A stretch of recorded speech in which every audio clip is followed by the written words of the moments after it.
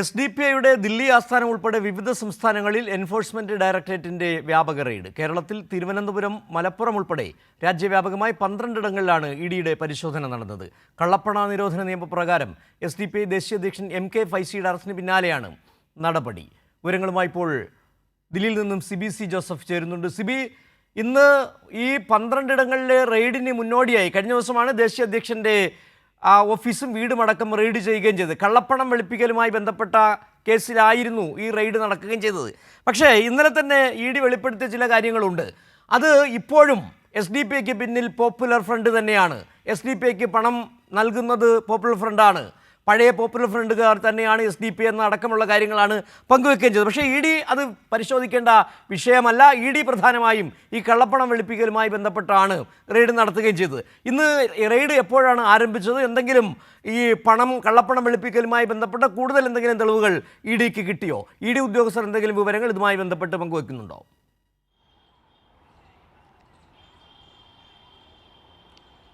സിജു, ഇന്നിപ്പോൾ രാവിലെയാണ് എസ്.ഡി.പി.ഐയുടെ വിവിധ സംസ്ഥാനങ്ങളിലെ 12 ഇടങ്ങളിലായി ഇത്തരത്തിൽ റെയ്ഡ് നടത്തിയത്. ഇതിൽ പ്രധാനമായും കഴിഞ്ഞ ദിവസം എസ്.ഡി.പി.ഐയുടെ ദേശീയ അധ്യക്ഷൻ എം.കെ. ഫൈസിയെ അറസ്റ്റ് ചെയ്യുകയും ഇയാളിപ്പോൾ ഇ ഡിയുടെ കസ്റ്റഡിയിൽ 6 ദിവസം ഇ ഡിയുടെ കസ്റ്റഡിയിൽ വാങ്ങുകയും ചോദ്യം ചെയ്യൽ തുടരുകയും ചെയ്യുകയാണ്.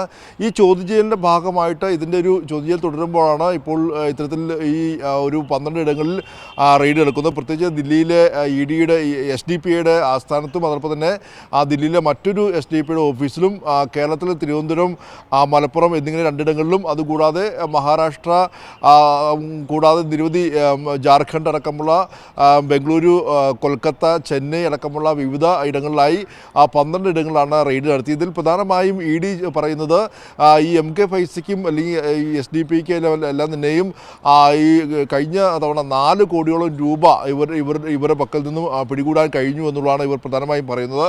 ഇതിൽ ഈ എസ്.ഡി.പി.ഐയും പോപ്പുലർ ഫ്രണ്ടും ഒരേ പാർട്ടിയാണ്. 2022 നിരോധിച്ച ഈ പോപ്പുലർ ഫ്രണ്ടിൻ്റെ ഒരു രാഷ്ട്രീയ രൂപമാണ് എസ്.ഡി.പി.ഐ എന്ന് ഇപ്പോൾ ഇ ഡി കഴിഞ്ഞ ദിവസം പട്യാല കോടതി നൽകിയ ഒരു റിമാൻഡ് റിപ്പോർട്ടിലും കസ്റ്റഡി അപേക്ഷയിലും പറയുന്നു. അതുകൊണ്ട് തന്നെ ഈ ഗൾഫിൽ നിന്നും അടക്കമുള്ള മറ്റ് വിദേശ രാജ്യങ്ങളിൽ നിന്നും ഇവർക്ക് അനധികൃതമായി ഫണ്ട് എത്തിയിട്ടുണ്ട്. ഈ ഫണ്ട് ഉപയോഗിച്ചുകൊണ്ട് ഭീകരവാദ പ്രവർത്തനത്തിനായി ഉപയോഗിക്കുന്നു എന്നുള്ളൊരു കണ്ടെത്തലാണ് ഇപ്പോൾ ഇ ഡി ഈ ഒരു കസ്റ്റഡി അപേക്ഷയിൽ പറഞ്ഞിരിക്കുന്നത്. അതുകൂടാതെ ഈ റിമാൻഡ് റിപ്പോർട്ടിലടക്കം ചൂണ്ടിക്കാട്ടുന്നത് ഈ പണം ഉപയോഗിച്ചുകൊണ്ട് ഇത്തരത്തിൽ പോപ്പുലർ ഫണ്ടിന് ലഭിക്കുന്ന പണമെല്ലാം തന്നെയും എത്തിച്ചേരുന്നത് എസ്.ഡി.പി.യിലേക്കാണ്. ഈ പോപ്പുലർ ഫണ്ടും എസ്.ഡി.പി.ഐ എന്ന് പറയുന്നത് ഒന്ന് തന്നെയാണ്. പോപ്പുലർ ഫണ്ടിൻ്റെ ഒരു രാഷ്ട്രീയ രൂപമാണ് എസ്.ഡി.പി.ഐ എന്നുള്ളതാണ് ഇവർ ഇപ്പോൾ ചൂണ്ടിക്കാട്ടുന്നത്. സ്വാഭാവികമായും അതുകൊണ്ട് തന്നെ എസ്.ഡി.പി.ഐയുടെ ഒരു നിരോധനത്തിലേക്ക് നീങ്ങുന്ന രീതിയിലേക്ക് കേന്ദ്ര സർക്കാരിൻ്റെ ഒരു നടപടി പോകുന്നു എന്ന് തന്നെ വേണം നമുക്കിപ്പോൾ അനുമാനിക്കാൻ. എന്തായാലും എം.കെ. ഫൈസിയെ അറസ്റ്റ് ചെയ്യുകയും അദ്ദേഹത്തെ ചോദ്യം ചെയ്യൽ തുടരുന്ന സാഹചര്യത്തിൽ കൂടിയാണ് ഈ ഒരു ഇത്തരത്തിലുള്ളൊരു വലിയ റെയ്ഡ് ഒരേ ഇടങ്ങളിൽ 12 ഇടങ്ങളിലായി റെയ്ഡ് തുടരുന്നത്. ഇതിൽ നിന്നും കൂടുതൽ എന്തെങ്കിലും കണ്ടെത്തിയിട്ടുള്ള കാര്യങ്ങളെല്ലാം തന്നെ ഇപ്പോൾ ഇ ഡി വൃത്തങ്ങൾ വെളിപ്പെടുത്തുന്നില്ല. ദില്ലിയിലടക്കമല്ലാതെ തന്നെ ഇപ്പോഴും റെയ്ഡ് പുരോഗമിക്കുകയാണെന്നുള്ളതാണ് നമുക്ക് ലഭിക്കുന്ന വിവരം. എന്തായാലും വലിയ നടപടികളിലേക്ക് ഈ ഇ ഡി കിടക്കുന്നു. നമുക്കറിയാം 2022 മുതൽ തന്നെ ഓപ്പറേഷൻ ഒക്ടോപ്പസ് എന്ന രീതിയിലെല്ലാം തന്നെയും ഈ പോപ്പുലർ ഫണ്ടിനെതിരെയുള്ള നടപടിയെല്ലാം തന്നെയും തുടരുകയായിരുന്നു. ഇതിൻ്റെ ഭാഗമായി നിരവധി പ്രവർത്തകരെ നേരത്തെയും അറസ്റ്റ് ചെയ്യുകയും ചെയ്തിരുന്നു. പിന്നാലെയാണ് നിരവധി ഏകദേശം 60 കോടിയിലധികം രൂപ കണ്ടെത്തിയെന്നെല്ലാം തന്നെയും ഇത്തരത്തിൽ അന്വേഷണ ഏജൻസി പറഞ്ഞു. അന്ന് NIA ആണ് ഈ അന്വേഷണം ആരംഭിച്ചത്. ഇതിലെ കള്ളപ്പണ നിരോധന നിയമപ്രകാരമുള്ള കേസാണ് ഇ ഡി അന്വേഷിക്കുന്നത്. എങ്കിൽ പോലും ഇ ഡി വ്യക്തമാക്കുന്നത് ഈ എസ്.ഡി.പി.ഐയും പോപ്പുലർ ഫ്രണ്ടും ഒന്ന് തന്നെയാണ്. ഇവരെല്ലാം തന്നെയും ബാഹ്യതലത്തിലൊരു സാമൂഹിക പ്രസ്ഥാനം എന്ന് പറയുമ്പോഴും ആഭ്യന്തര തലത്തിലൊരു ഇസ്ലാമിക പ്രസ്ഥാനമായാണ് മുന്നോട്ട് നീങ്ങുന്നുള്ള ആരോപണമാണ് ഇ ഡി ഉന്നയിക്കുന്നത്. സിജു, ശരി. ഇപ്പോൾ ദില്ലിയിൽ നിന്ന് സിബി ജോസഫാണ് വിവരങ്ങൾ നൽകിയത്. ഇപ്പോൾ തിരുവനന്തപുരത്ത് നിന്നും സുലേഖയും മലപ്പുറത്തു നിന്നും കെ.ടി. സ്വാലിഹും കൂടി ചേരുന്നുണ്ട്. ആദ്യം സുലേഖയിലേക്കാണ്. സുലേഖ, നിലവിൽ തിരുവനന്തപുരത്ത് എത്ര കേന്ദ്രങ്ങളിലാണ് റെയ്ഡ് നടന്നത്? ഏതെങ്കിലും തരത്തിലുള്ള കള്ളപ്പണം വെളുപ്പിക്കലുമായി ബന്ധപ്പെട്ട എന്തെങ്കിലും തെളിവുകൾ ഇ ഡിക്ക് ലഭിച്ചോ? ഇപ്പോഴും ഈ റെയ്ഡ് തുടരുകയാണോ? സിജു, എന്തായാലും ഇപ്പോൾ തിരുവനന്തപുരത്ത് പാളയത്ത് പ്രവർത്തിക്കുന്ന SDPIയുടെ സ്റ്റേറ്റ് കമ്മിറ്റി ഓഫീസിൽ അവിടെ ഇപ്പോഴും EDയുടെ പരിശോധന പുരോഗമിച്ചുകൊണ്ടിരിക്കുന്ന ഒരു സാഹചര്യമാണുള്ളത്. എന്തായാലും നേരത്തെ സൂചിപ്പിച്ചതുപോലെ തന്നെ ഇത്തരത്തിൽ ഈ പോപ്പുലർ ഫണ്ട് എന്ന് പറയുന്ന സംഘടന ഇത്തരത്തിൽ തെരഞ്ഞെടുപ്പ് അടക്കമുള്ള കാര്യങ്ങൾക്ക് പ്രവർത്തിക്കാൻ പണം നൽകിയത് സംബന്ധിച്ചുള്ളൊരു പരിശോധനയാണ് നടക്കുന്നത്. EDയുടെ ഭാഗത്തു നിന്ന് 6ഓളം പേർ വരുന്ന സംഘം, EDയുടെ സംഘമാണ് തിരുവനന്തപുരത്തെ സ്റ്റേറ്റ് കമ്മിറ്റി ഓഫീസിൽ പരിശോധന നടത്തുന്നത്. ബാങ്ക് രേഖകളാണ് പ്രധാനമായും പരിശോധിക്കുന്നത് എന്നതാണ് നമുക്ക് ലഭിക്കുന്ന വിവരം. എന്തായാലും നിലവിൽ ഇപ്പോൾ പരിശോധന പുരോഗമിച്ചുകൊണ്ടിരിക്കുകയാണ്. അതേസമയം തന്നെ ഈ ഓഫീസിന് പുറത്ത് SDPI പ്രവർത്തകരുടെ വലിയ രീതിയിലുള്ള പ്രതിഷേധം ഉണ്ടായിരുന്നു. ഈ കേന്ദ്രം ഇത്തരത്തിൽ ഈ ഒറ്റ കാര്യത്തിൽ ന്യൂനപക്ഷങ്ങളെ അടിച്ചമർത്തുന്ന സാഹചര്യം, അത്തരത്തിലുള്ള ഒരു നിലപാടാണ് കേന്ദ്രം സ്വീകരിക്കുന്നത്. കേന്ദ്രം EDയെ കൂട്ടുപിടിച്ചാൽ ഇത്തരത്തിലുള്ള കാര്യങ്ങളൊക്കെ തന്നെയും ചെയ്യുന്നതെന്നാണ് SDPI പ്രവർത്തകരും നേതാക്കളും പറയുന്ന ഒരു കാര്യം. എന്തായാലും നിലവിൽ ഇപ്പോഴും ഈ പരിശോധന തുടരുന്ന സാഹചര്യമുണ്ട്. അതിനൊപ്പം തന്നെ വലിയ സുരക്ഷാ സംവിധാനം തന്നെയാണ് ഈ സ്റ്റേറ്റ് കമ്മിറ്റി ഓഫീസിന് പുറത്ത് ഒരുക്കിയിട്ടുള്ളത്. ഈ ബാങ്ക് രേഖകളടക്കം ഇത്തരത്തിൽ പോപ്പുലർ ഫണ്ട് എന്ന് പറയുന്ന സംഘടന ഇത്തരത്തിൽ പണം നൽകി, ആ പണം നൽകിയതുമായി ബന്ധപ്പെട്ട രേഖകളാണ് തിരുവനന്തപുരത്ത് സ്റ്റേറ്റ് കമ്മിറ്റി ഓഫീസിൽ പരിശോധന നടത്തുന്നത്. ശരി, സുലേഖയാണ് തിരുവനന്തപുരത്തു നിന്നുള്ള വിവരങ്ങൾ നൽകിയത്. ഇപ്പോൾ മലപ്പുറത്തു നിന്നുള്ള വിവരങ്ങളുമായി KT സ്വാലിഹ് കൂടി ചേരുകയാണ്. സ്വാലിഹ്, ഒരുപക്ഷെ SDPIക്കും പോപ്പുലർ ഫ്രണ്ടിനും സംസ്ഥാനത്ത് വലിയ തരത്തിൽ വേരുകൾ ഉണ്ടായിരുന്നു. പല പ്രമുഖന്മാരും നേരത്തെ പോപ്പുലർ ഫ്രണ്ടിൻ്റെ നേതൃനിരയിൽ ഉണ്ടാവുകയും ചെയ്തിരുന്നു. ഇവിടെ വലിയ തരത്തിലുള്ള പണമൊഴുക്ക് പോപ്പുലർ ഫ്രണ്ട് SDPI വഴി നടത്തിയിട്ടുണ്ട്. ഇപ്പോൾ ഈ ദേശീയ അധ്യക്ഷൻ പിടിയിലാകുമ്പോൾ, അറസ്റ്റിലാകുമ്പോൾ കള്ളപ്പണം വെളുപ്പിക്കലുമായി ബന്ധപ്പെട്ട് പലവിധ പരിപാടികൾ മറ്റ് ജില്ലകളിൽ നടന്നിട്ടുണ്ടാകണം. EDയുടെ പരിശോധന ഇപ്പോഴും അവിടെ പൂർത്തിയായിട്ടുണ്ടോ? മലപ്പുറത്ത് എത്ര കേന്ദ്രങ്ങളിലാണ് ഇത്തരത്തിൽ റെയ്ഡ് നടക്കുന്നത്? ഏതെങ്കിലും തരത്തിൽ ആരെങ്കിലും അറസ്റ്റിലേക്ക് നീങ്ങാനുള്ള സാധ്യത കാണുന്നുണ്ടോ? സിജു, മലപ്പുറത്ത് ഒരു കേന്ദ്രത്തിൽ, മലപ്പുറം ജില്ലാ കമ്മിറ്റി ഓഫീസിൽ മാത്രമാണ് പരിശോധന നടക്കുന്നത്. രാവിലെ 10:30 തുടങ്ങിയത്. ഏതാണ്ട് 3:30 പരിശോധന അവസാനിക്കുകയും ചെയ്തിട്ടുണ്ട്. നേരത്തെ പോപ്പുലർ ഫ്രണ്ട് ഓഫീസുകളിൽ കണ്ടതിന് സമാനമായ രീതിയിൽ തന്നെയാണ് SDPIയുടെ ഓഫീസിലും ഇന്ന് പരിശോധനക്കെത്തിയത്. മലപ്പുറത്ത് നമുക്കറിയാം, കഴിഞ്ഞ ദിവസം ഡൽഹിയിൽ അറസ്റ്റിലായ ദേശീയ പ്രസിഡന്റ് MK ഫൈസിയുടെ നാട് കൂടിയാണ്. അതുകൊണ്ട് അദ്ദേഹം പലപ്പോഴും എത്തിയിരുന്ന ഒരു ഓഫീസ് കൂടിയാണ് മലപ്പുറത്തേത്. മലപ്പുറം നഗരത്തിൽ മുനിസിപ്പാലിറ്റി ഷോപ്പിംഗ് കോംപ്ലക്സിലാണ് ഈ ഒരു സ്ഥാപനം പ്രവർത്തിക്കുന്നത്, ഈ ഓഫീസ് പ്രവർത്തിക്കുന്നത്. വലിയ പ്രതിഷേധം, ഉച്ച കഴിഞ്ഞ് വലിയ പ്രതിഷേധവും SDPI പ്രവർത്തകർ ഇതേ തുടർന്ന് നടത്തുകയുണ്ടായി. ഓഫീസിന്റെ താഴെയും പിന്നീട് മലപ്പുറം നഗരത്തിലും അവർ പ്രകടനമായി പ്രതിഷേധം സംഘടിപ്പിച്ചിരുന്നു. ന്യൂനപക്ഷ വേട്ടയാണ് കേന്ദ്ര സർക്കാർ നടത്തിക്കൊണ്ടിരിക്കുന്നത്. നേതാക്കളെ ജയിലിലടക്കുന്നു, ഇല്ലാത്ത കാര്യങ്ങൾ ആരോപിച്ച് തുടർച്ചയായ പരിശോധനകളും മറ്റും നടത്തുന്നു എന്ന് പറഞ്ഞാണ് ഇത്തരത്തിൽ വലിയ പ്രതിഷേധം SDPI പ്രവർത്തകർ നടത്തിയത്. സിജു, ശരി, KT സ്വാലിഹാണ് മലപ്പുറത്തു നിന്നുള്ള വിവരങ്ങൾ നൽകിയത്. പ്രതിപക്ഷ നേതാവ് VD സതീശന്റെ വാദങ്ങൾ തള്ളി കേരള സ്റ്റാർട്ടപ്പ് മിഷൻ എന്നുള്ള വിഷയമാണ് അടുത്തത് ഈവനിംഗ് ഡിബേറ്റിലേക്ക്. പ്രതിപക്ഷ നേതാവ് VD സതീശന്റെ വാദങ്ങൾ തള്ളി കേരള സ്റ്റാർട്ടപ്പ് മിഷൻ. കേരളത്തെക്കുറിച്ചുള്ള സ്റ്റാർട്ടപ്പ് ജീനോം റിപ്പോർട്ട് സ്വതന്ത്ര ഗവേഷണങ്ങൾ അടിസ്ഥാനമാക്കിയുള്ളതെന്ന് കേരള സ്റ്റാർട്ടപ്പ് മിഷൻ. 2021 മുതൽ കേരളം സ്റ്റാർട്ടപ്പ് ജീനോമിൽ അംഗമെന്നും കേരള സ്റ്റാർട്ടപ്പ് മിഷൻ വ്യക്തമാക്കി. സ്റ്റാർട്ടപ്പ് ജീനോമിന് പണം നൽകി റിപ്പോർട്ട് തയ്യാറാക്കിയെന്നായിരുന്നു സതീശന്റെ വാദം. ഇപ്പോൾ ഇതിൻ്റെ വിവരങ്ങളുമായി വിജിൻ വായന്തോട് തിരുവനന്തപുരത്ത് നിന്ന് ചേരുന്നു. വിജിൻ, ആദ്യം തന്നെ ശശി തരൂർ ഉയർത്തിയ ഒരു വലിയ വെടിയൊച്ച, അതിൽ തന്നെ മയങ്ങിപ്പോയതാണ് സതീശൻ. അന്ന് ആദ്യം പറഞ്ഞത് എവിടെ നിന്നാണ് തരൂരിന് ഈ കണക്ക് കിട്ടിയത്? കേരളം സ്റ്റാർട്ടപ്പ് രംഗത്ത് മുൻപന്തിയിൽ നിൽക്കുന്നു എന്ന കണക്ക് എവിടെ നിന്ന് കിട്ടി? ആ കണക്ക് അന്താരാഷ്ട്ര ജേണലുകളെ അടിസ്ഥാനമാക്കിയാണ്, അന്താരാഷ്ട്ര സ്റ്റാർട്ടപ്പ് ഇക്കോസിസ്റ്റത്തിൻ്റെ കണക്കുകളാണ് എന്ന് പറഞ്ഞപ്പോൾ പിന്നീട് സ്റ്റാർട്ടപ്പ് മിഷൻ്റെ കണക്കുകൾ വ്യാജമാണ്, PR വർക്കാണെന്നാണ് സതീശൻ പറഞ്ഞപ്പോൾ സ്റ്റാർട്ടപ്പ് മിഷൻ തന്നെ സതീശൻ്റെ വാദം പൊളിച്ചടുക്കിയിരിക്കുന്നു. എന്താണ് സ്റ്റാർട്ടപ്പ് മിഷൻ പറഞ്ഞ കാര്യങ്ങൾ?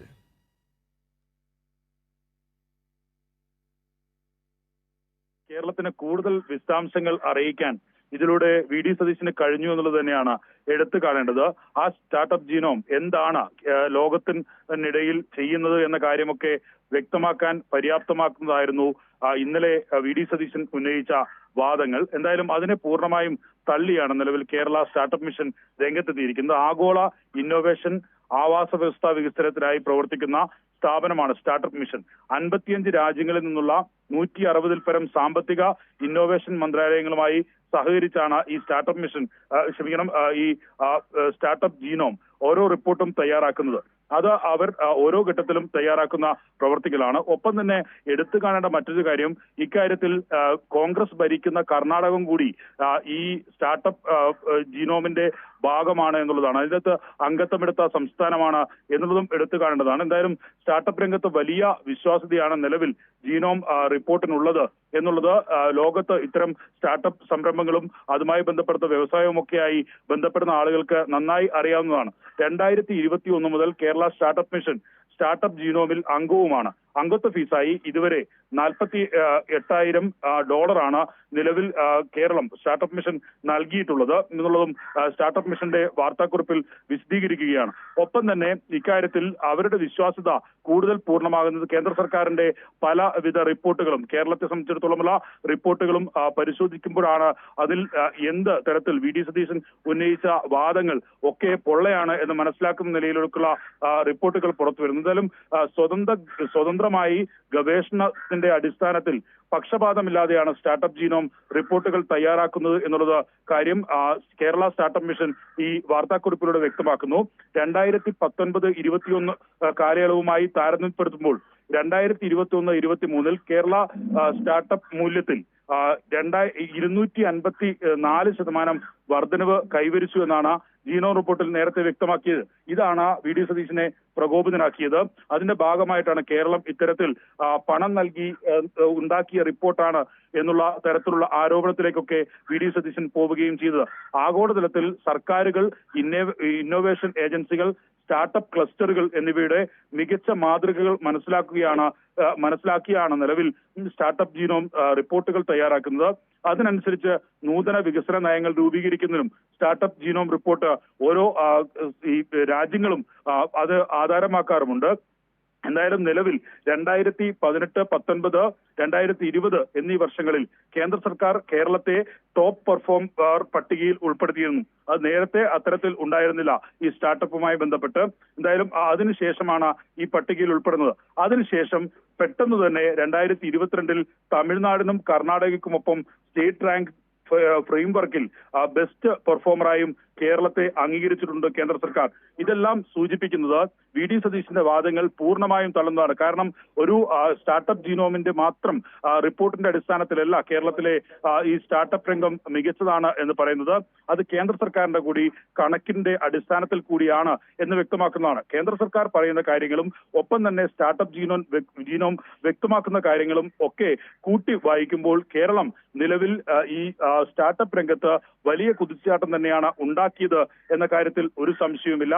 അക്കാര്യം തന്നെയാണ് നിലവിൽ ഇപ്പോൾ കേരള സ്റ്റാർട്ടപ്പ് മിഷൻ ഇക്കാര്യത്തിൽ വിശദീകരണമായി തന്നെ വ്യക്തമാക്കുന്നത്. കാരണം ഇത്തരം ഒരു ആരോപണം ഉന്നയിക്കുമ്പോൾ നേരത്തെ മന്ത്രി പി രാജീവ് ഉൾപ്പെടെയുള്ളവർ ഈ വി.ഡി. സതീശൻ ഉൾപ്പെടെയുള്ളവരുടെ ഹരിത സേന എന്ന പേരിൽ, ഹരിത MLA-മാർ എന്ന പേരിൽ ഒക്കെ വലിയ തരത്തിൽ വികസനം തടസ്സപ്പെടുത്തുന്ന നിലപാടൊക്കെ UDF ഭരണകാലത്ത് തന്നെ സൂചിപ്പിച്ചിരുന്നു. അക്കാര്യം നേരത്തെ തന്നെ ഈ മുഖ്യമന്ത്രിയും അതുപോലെ തന്നെ വ്യവസായ മന്ത്രിയും ഒക്കെ നിയമസഭയിൽ തന്നെ വ്യക്തമാക്കിയതാണ്. ഒപ്പം ഇന്നലെ വി.ഡി. സതീശൻ ഉന്നയിച്ച ഈ സ്റ്റാർട്ടപ്പ് ജീനോം എന്ന് പറയുന്ന സംവിധാനത്തെ ഉപയോഗപ്പെടുത്തിയത് പണം നൽകിയാണ് എന്ന് ഒക്കെ പറയുന്ന വാദം അത് പൂർണ്ണമായും തള്ളുന്നതാണ്. കാരണം മുഖ്യമന്ത്രി നിയമസഭയിൽ അവതരിപ്പിച്ച ഒരു വ്യക്തമായ രേഖകളുടെ കൂടി പ്രസക്തമായ ഒരു കാര്യം, ഈ ആധികാരിക വിവരങ്ങളുടെ പിൻബലമില്ലാതെ ഉണ്ടയില്ലാ വെടി ഉണ്ടാക്കുന്നതിൽ വിരുദ്ധനാണ് വി.ഡി. സതീശൻ. മാത്രമല്ല PR വർക്കിലൂടെ ഇമേജ് വർദ്ധിപ്പിക്കാൻ കഴിയുമെന്ന്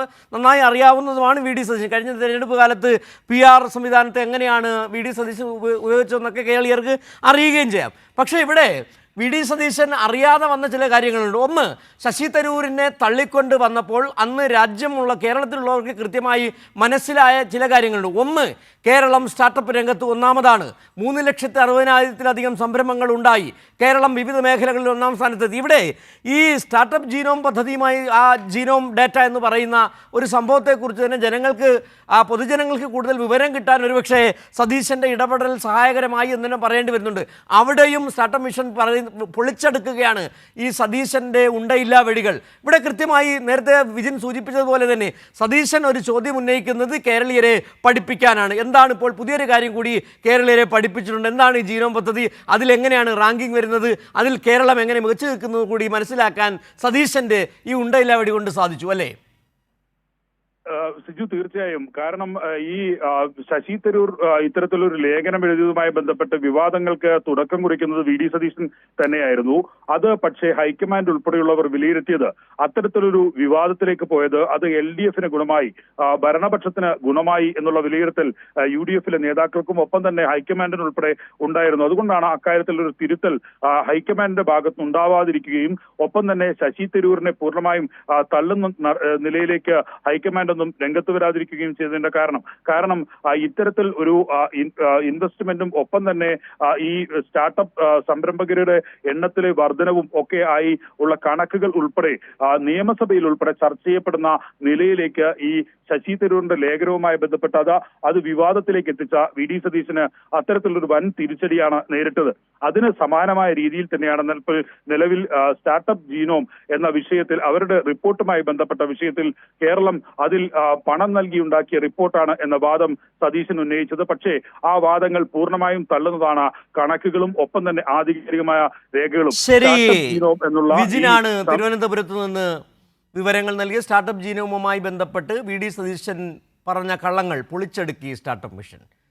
ഇനി ഈവനിംഗ് ഡിബേറ്റിലെ അടുത്ത വിഷയം, രാജസ്ഥാനിൽ നവജാത ശിശുവിനെ പോലീസ് ചവിട്ടിയരച്ച് കൊലപ്പെടുത്തിയ സംഭവത്തിൽ അന്വേഷണം അട്ടിമറിക്കാൻ ശ്രമം. കുറ്റക്കാരെ സംരക്ഷിക്കുന്ന സർക്കാരിൻ്റെ സമീപനത്തിൽ ഭീതിയിലാണ് ഗ്രാമവാസികൾ. അതേസമയം സംഭവത്തിൽ പ്രതിഷേധിക്കാനോ അപലപിക്കാനോ മുഖ്യപ്രതിപക്ഷമായ കോൺഗ്രസ് തയ്യാറായിട്ടില്ല. വിവരങ്ങളുമായി ദില്ലിയിൽ നിന്നും സ്വാതി സന്തോഷ് ചേരുന്നുണ്ട്. സ്വാതി, രാജ്യം ഞെട്ടിയ സംഭവമാണ് ഈ കാക്കി ഭീകരത അറിഞ്ഞ ഉടൻ അവിടെ എത്തിയ നേതാക്കന്മാരിൽ ഒരാളുടെ പേര് ബൃന്ദ കാരാട്ട് എന്നായിരുന്നു, സി പി എമ്മിൻ്റെ PB അംഗം.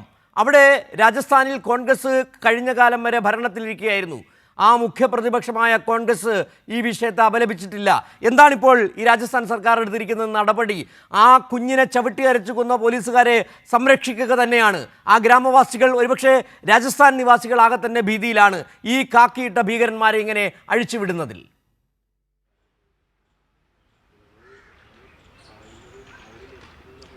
തീർച്ചയായും സിജു സൂചിപ്പിച്ച പോലെ തന്നെ ഈ രാജസ്ഥാനിലെ അൽവാറിലുണ്ടായ സംഭവം ഏറ്റവും ദാരുണമായി തന്നെയാണ് രാജ്യമൊട്ടാകെ നോക്കിക്കാണുന്നത്. എന്നാൽ അതേ അവസരത്തിൽ ഈ സംഭവം ഉണ്ടായതിനു പിന്നാലെ സംസ്ഥാനം ഭരിക്കുന്ന BJP സർക്കാർ ഈ അന്വേഷണത്തെ അട്ടിമറിക്കാനുള്ള എല്ലാ നീക്കങ്ങളും ഇതിനോടകം തന്നെ നടത്തിയെന്നുള്ള ആരോപണമാണ് ഗ്രാമവാസികളുടെ ഭാഗത്തു നിന്ന് ഉയരുന്നത്. പ്രത്യേകിച്ചും ഈ സംഭവത്തിൽ കുറ്റവാളികളായിട്ടുള്ളതും കൂടുതലും പോലീസ് ഉദ്യോഗസ്ഥരാണ്.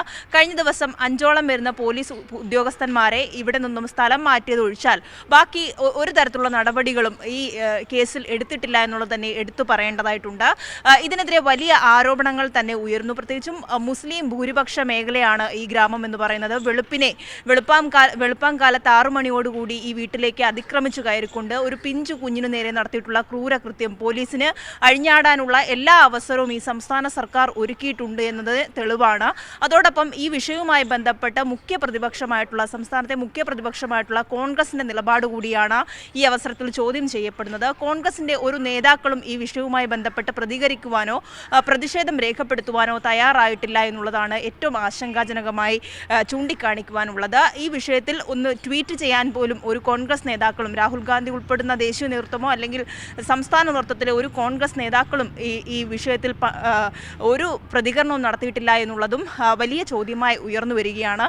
അതേസമയം ഈ വിഷയത്തിൽ ഉടനടി തന്നെ അടിയന്തരമായി തന്നെ ഇടപെട്ടത് CPM ആണ്. CPM-ന്റെ സംസ്ഥാന നേതൃത്വവും അതോടൊപ്പം തന്നെ PB അംഗമായിട്ടുള്ള ബൃന്ദ കാരാട്ടും ഈ സംഭവം ഉണ്ടായി അടുത്ത ദിവസം തന്നെ ആ സംഭവ സ്ഥലത്തേക്ക് എത്തിക്കൊണ്ട് കുടുംബത്തിന് എല്ലാവിധ സഹായവും വാഗ്ദാനം ചെയ്യുകയായിരുന്നു. അതോടൊപ്പം ഇതുമായി ബന്ധപ്പെട്ട് പാർലമെന്റിലടക്കം ഈ വിഷയം ചൂണ്ടിക്കാണിക്കുമെന്നാണ് രാജസ്ഥാനിൽ നിന്നുള്ള CPM-ന്റെ MP കൂടിയായിട്ടുള്ള അമ്രാറാം പ്രതികരിച്ചത്. അത്തരത്തിൽ CPM ഈ വിഷയത്തിൽ എടുത്തിട്ടുള്ള നിലപാടും മറ്റ് രാഷ്ട്രീയ പാർട്ടി പ്രത്യേകിച്ചും കോൺഗ്രസ് ഈ വിഷയത്തിൽ എടുത്തിട്ടുള്ള നിലപാടും ഇപ്പോൾ ചോദ്യം ചെയ്യപ്പെടേണ്ടത് തന്നെയാണ്.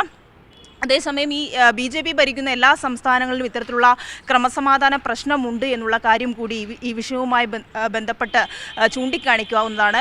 പിഞ്ചു കുഞ്ഞിനു നേരെയാണ് ഇത്തരത്തിലൊരു അക്രമം ഉണ്ടാകുന്നത്. പ്രത്യേകിച്ചും ഈ മുസ്ലിം മേഖലയാണ് ഈ ഭാഗമെന്ന് പറയുന്നത്. ഇവിടെ ഇത്തരത്തിലുള്ള റെയ്ഡുകൾ പല കാരണത്തിൻ്റെ പേരിൽ ഇത്തരം റെയ്ഡുകൾ തുടർക്കഥയാകുന്ന സാഹചര്യമുണ്ട്. എന്നാൽ ഈ സൈബർ കുറ്റം ആരോപിച്ച് ഒരു തെളിവ് പോലും ഈ വീട്ടിൽ നിന്നടക്കം കണ്ടെത്താൻ കഴിഞ്ഞിട്ടില്ല എന്നുള്ളതും കുടുംബം ചൂണ്ടിക്കാണിക്കുന്നുണ്ട്. ഇത്തരത്തിലുള്ള ആക്രമണങ്ങൾ സ്ഥിരം പല്ലവിയാകുന്നതുകൊണ്ട് തന്നെ വലിയ ആശങ്കയിലാണ് പ്രദേശവാസികൾ.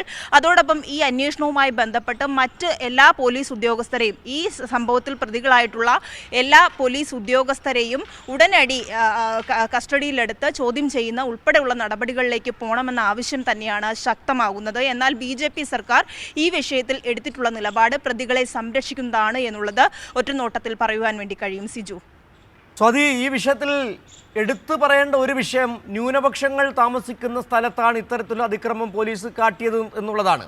ഭരണകൂടത്തിൻ്റെ അനുമതിയോടുകൂടി നടത്തിയ കാപാലിക പ്രവൃത്തി എന്ന് തന്നെയാണ് പറയേണ്ടുള്ളത്. കാക്കി ഭീകരത അഴിഞ്ഞാടാൻ അവസരമൊരുക്കി കൊടുത്തത് അവിടുത്തെ സർക്കാർ തന്നെയാണ്. നമുക്കറിയാം, നേരത്തെ രാജ്യത്ത് വിവിധ ഇടങ്ങളിൽ ന്യൂനപക്ഷങ്ങൾ അധിവസിക്കുന്ന സ്ഥലങ്ങളിൽ ഇടിച്ചു നിരത്തിയ ബുൾഡോസർ രാജ് സുപ്രീം കോടതിക്ക് വേണ്ടി വരെ ഇടപെടേണ്ടി വന്ന സാഹചര്യം നമുക്ക് മുന്നിൽ ഓർമ്മയുണ്ട്. ഇവിടെ ബൂട്ട് രാജ് നടപ്പിലാക്കുകയാണ് സംഘപരിവാർ. അതുതന്നെയല്ലേ നമുക്ക് അവിടെ നിന്ന് കാണാൻ കഴിഞ്ഞത്. എങ്ങനെയാണ് CPM അവിടെ വലിയ തരത്തിലുള്ള പ്രതിഷേധം സംഘടിപ്പിക്കുന്നത്? അവിടെ പ്രതിഷേധം ഇപ്പോൾ ഏത് രീതിയിലാണ് CPMൻ്റെ നേതൃത്വത്തിൽ പുരോഗമിച്ചുകൊണ്ടിരിക്കുകയും ചെയ്യുന്നത്?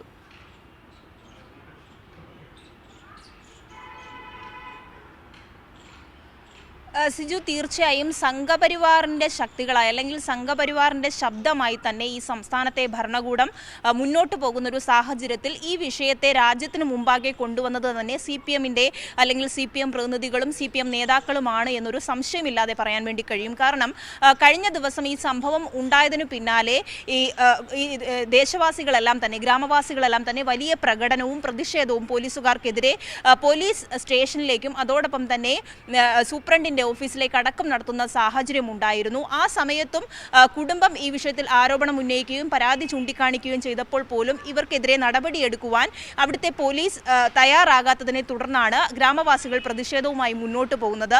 അതിന് തൊട്ടു പിന്നാലെ തന്നെ ഈ വിഷയത്തിൽ CPMൻ്റെ സംസ്ഥാന നേതൃത്വം അല്ലെങ്കിൽ സംസ്ഥാനത്തെ ഏറ്റവും പ്രധാനപ്പെട്ട നേതാക്കളൊക്കെ തന്നെയും ഈ വിഷയത്തിൽ ഇടപെടുകയായിരുന്നു. അടിയന്തരമായി ഇടപെട്ടുകൊണ്ട് ഈ ദേശവാസികളുമായി അടക്കം സംസാരിച്ച് അവരുടെ പ്രശ്നങ്ങൾ കേട്ടുകൊണ്ട് മുന്നോട്ട് പോകുന്നൊരു സ്ഥിതി തന്നെയാണ്. അപ്പോൾ അത്തരത്തിൽ പ്രതിഷേധം ഉണ്ടാകുന്ന ഉടൻ തന്നെ അവിടെ എത്തിച്ചേരുവാൻ, അല്ലെ ഈ വിഷയം എല്ലാവരും അറിഞ്ഞതിന് പിന്നാലെ അവിടെ എത്തിച്ചേർന്നുകൊണ്ട് കുടുംബത്തിന് വേണ്ട സഹായങ്ങൾ ഉറപ്പാക്കാൻ വേണ്ടി CPM വലിയ തരത്തിലുള്ള കാര്യം ഇതിനു വേണ്ടി ചെയ്തിട്ടുണ്ട് എന്നുള്ളത് എടുത്തു പറയേണ്ടതാണ്. പ്രത്യേകിച്ചും CPM പോളിറ്റ് ബ്യൂറോ അംഗം ബൃന്ദ കാരാട്ട് നേരിട്ട് ചെല്ലുന്ന സ്ഥിതി ഉണ്ടായി. എല്ലാ ഇടങ്ങളിലും ഇത്തരത്തിൽ ക്രമസമാധാന പ്രശ്നങ്ങളുള്ള ഇടങ്ങൾ, അതോടൊപ്പം തന്നെ നമുക്ക് നേരത്തെ അറിയാവുന്നതാണ് ഹരിയാനയിൽ ഗോവധവുമായി ബന്ധപ്പെട്ട ഒരു ചെറുപ്പക്കാരൻ കൊല്ലപ്പെട്ട സംഭവത്തിലും ആ വിഷയത്തിൽ നേരിട്ട് ഇടപെട്ടതും CPM തന്നെയാണ്. അന്നും ബൃന്ദാക്കാരായിട്ട് തന്നെ നേരിട്ട് ആ വീട്ടിൽ പോയി കുടുംബത്തെ കാണുകയും മറ്റ് നടപടികൾക്കായിട്ടുള്ള എല്ലാ നടപടിയും ഉറപ്പാക്കുകയും ചെയ്യുന്നൊരു സാഹചര്യം ഉണ്ടായിരുന്നു.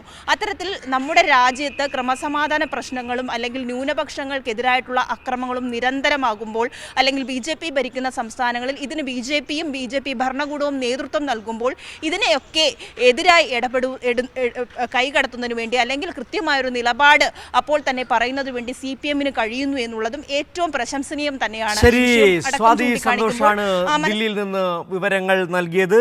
രാജ്യത്ത് സംഘപരിവാർ പിഞ്ചു കുഞ്ഞുങ്ങളെ പോലും ചവിട്ടിയരയ്ക്കുമ്പോൾ, കോൺഗ്രസ് മൗനം പാലിക്കുമ്പോൾ ജനങ്ങൾക്കൊപ്പം, അടിച്ചമർത്തപ്പെടുന്നവർക്കൊപ്പമാണ് ഇടതുപക്ഷം, ഹൃദയപക്ഷം, കമ്മ്യൂണിസ്റ്റ് പാർട്ടി എന്നൊരിക്കൽ കൂടി തെളിയിക്കുകയാണ്. ഏതായാലും ഇന്നത്തെ ഈവനിംഗ് ഡിബേറ്റ് ഇവിടെ പൂർണ്ണമാവുകയാണ്. നാളെ ഇതേ സമയം മറ്റു വിഷയങ്ങളുമായി ഈവനിംഗ് ഡിബേറ്റ് തുടരും.